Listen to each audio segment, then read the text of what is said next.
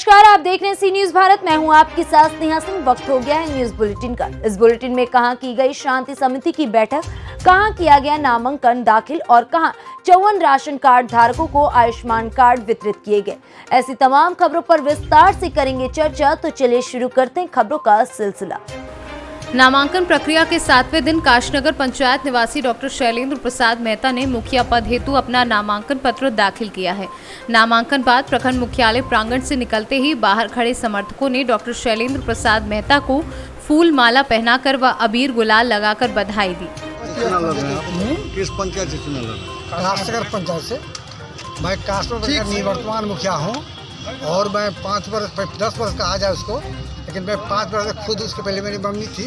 और काशनगर पंचायत के गली गली रोड बनाया हूँ और पंचायत सरकार भवन भी बनवाया हूँ। थाना का भी प्रस्तावित, थाना भी उसका टेंडर हो चुका है। हरियाणा आवासीय बालिका उच्च विद्यालय प्रस्तावित है। अतिरिक्त प्राथमिक स्वास्थ्य केंद्र प्रस्तावित है। और हम इतना काम किया है, कोई ऐसा जगह नहीं है जहाँ की रोड नहीं बना है।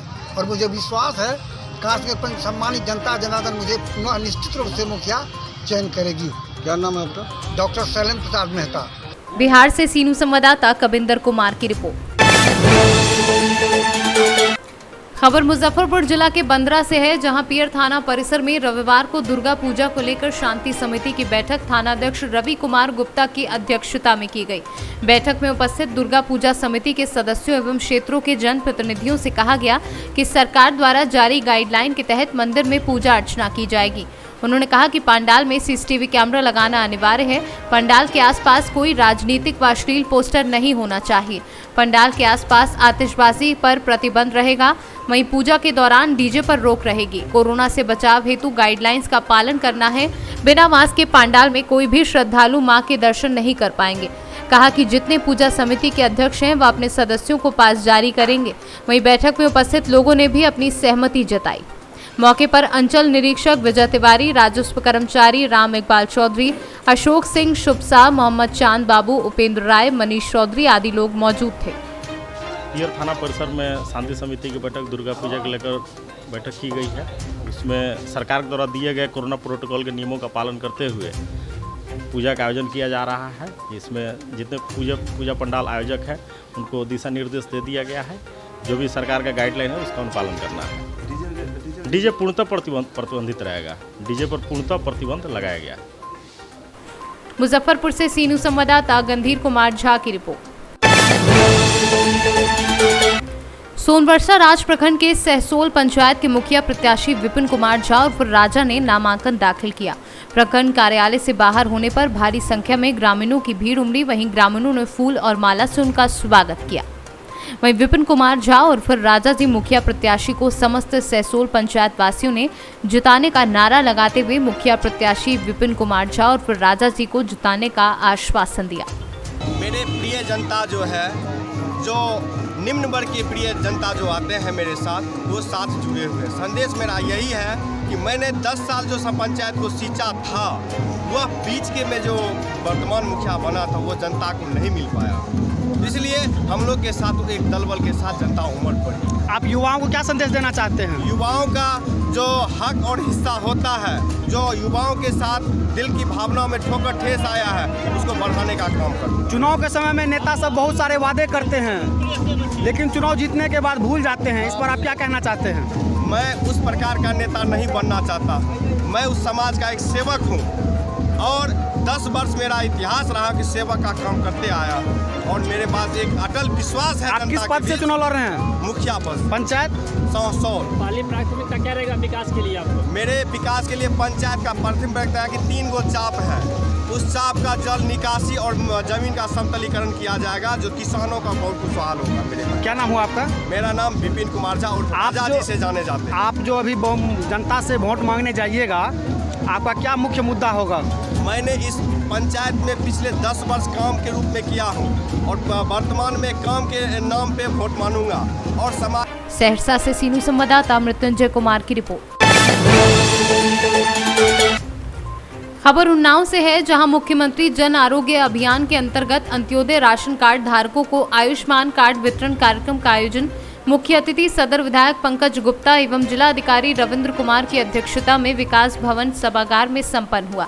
इस अवसर पर विधायक पंकज गुप्ता ने कहा कि मुख्यमंत्री ने अंत्योदय कार्ड धारकों को भी रुपए 5 लाख तक निःशुल्क उपचार की सुविधा प्रदान की है। ऐसे आयुष्मान कार्ड धारक सरकारी एवं प्राइवेट अधिकृत चिकित्सालयों में निःशुल्क उपचार करा सकते हैं। उन्होंने कहा कि इस योजना से सभी वर्गों को जोड़ा गया है। जिलाधिकारी रविंद्र कुमार ने कहा कि समाज के अंतिम व्यक्ति तक मुख्यमंत्री जन आरोग्य अभियान के तहत 5 लाख रुपए तक के निःशुल्क उपचार हेतु अंत्योदय राशन कार्ड धारकों को जोड़ा गया है। सर, अंत्योदय राशन कार्ड धारकों को आयुष्मान कार्ड तक पहुंच गया। आज के दिनों में का लक्ष्य रखते हैं। मुख्यमंत्री जन आरोग्य अभियान के अंतर्गत अंत्योदय लाभार्थियों को आयुष्मान कार्ड वितरित करने का आज कार्यक्रम किया जा रहा है। इस कार्यक्रम के अंतर्गत जिला मुख्यालय पर और सभी ब्लॉक मुख्यालयों पर आयुष्मान कार्ड वितरित करने का कार्यक्रम जनपद में आयोजित हो रहा है। सभी ब्लॉक मुख्यालय पर और जनपद मुख्यालय पर माननीय जनप्रतिनिधि, माननीय विधायकगण से अनुरोध किया गया है कि उनके कर कमलों से आयुष्मान कार्ड वितरित कराया जाए। आज हमारे बीच माननीय विधायक सदर हैं। आज आपके द्वारा भी यहाँ पर आयुष्मान कार्ड वितरित किए गए हैं।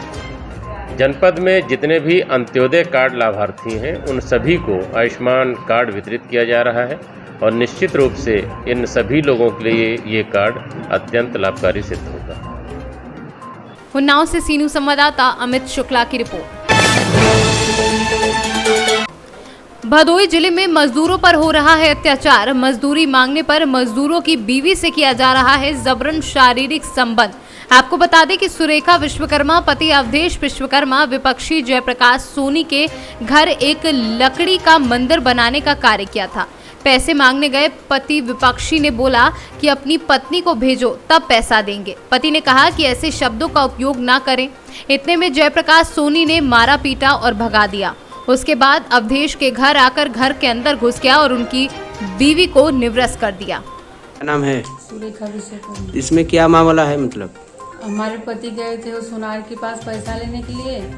वहाँ पर मतलब पति नहीं गए थे, मेरी सास गई थी जी। सास गई थी तो वहाँ पे गाली गलौज देने लगा सोनार। अच्छा। उसके बाद फिर मेरे साथ घर पे चली आई। फिर मेरे पति गए तो वहाँ पे हाथापाई मतलब मारपीट करने लगा।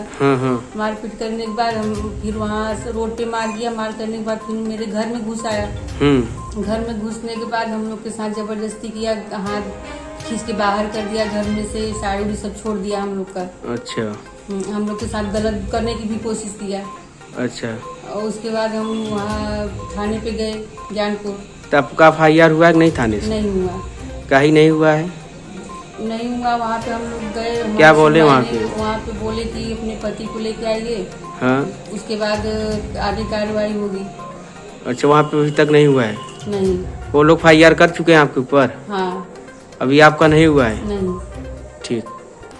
भदोही से सीनू संवाददाता जावेद अली की रिपोर्ट।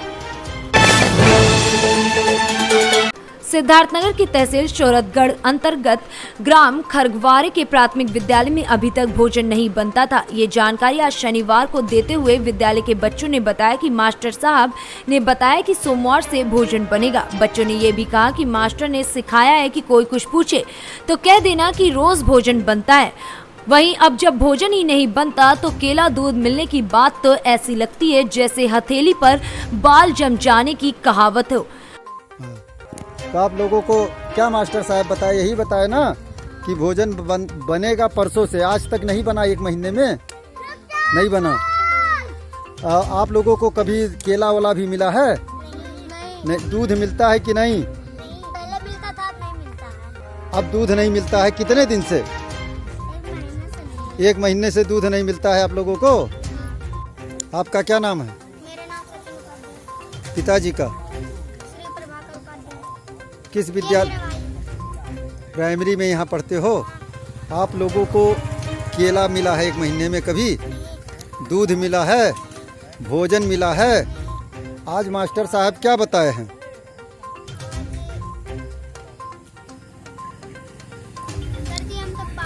नहीं, मास्टर साहब यही बताएं कि क्या नाम है, परसों से खाना बनेगा और आज तक खाना नहीं बना है कभी। और आज तक आप लोगों को भोजन नहीं मिला विद्यालय में, और मास्टर साहब रोक के 1 घंटा ट्रेनिंग दिए हैं कि क्या नाम है उसके परसों से मिलेगा। कोई पूछेगा तो उनको बताइएगा परसों से। सिद्धार्थनगर से सी न्यूज संवाददाता सुशील कुमार खेतान की रिपोर्ट। खबर सीतापुर से है, जहां 1 दर्जन से अधिक बदमाशों ने पूरी रात लहरपुर में अलग अलग कई जगहों पर लूट की घटना को अंजाम दिया है। लहरपुर नगर के मोहल्ला टांडा सालार में रामेश्वर द्विवेदी पुत्र राम बहादुर द्विवेदी के घर पर देर रात बदमाशों ने धावा बोला और लाखों के जेवरात और नकदी की लूटपाट की।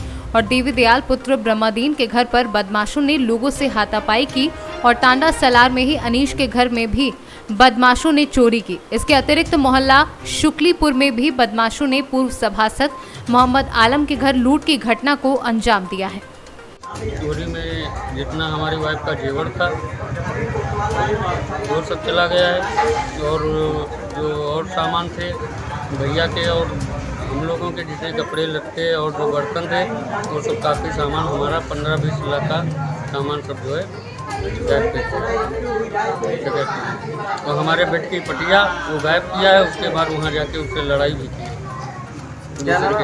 रामेश्वर दयाल मोहल्ला टांडा सालार जनाब श्री राम बहादुर।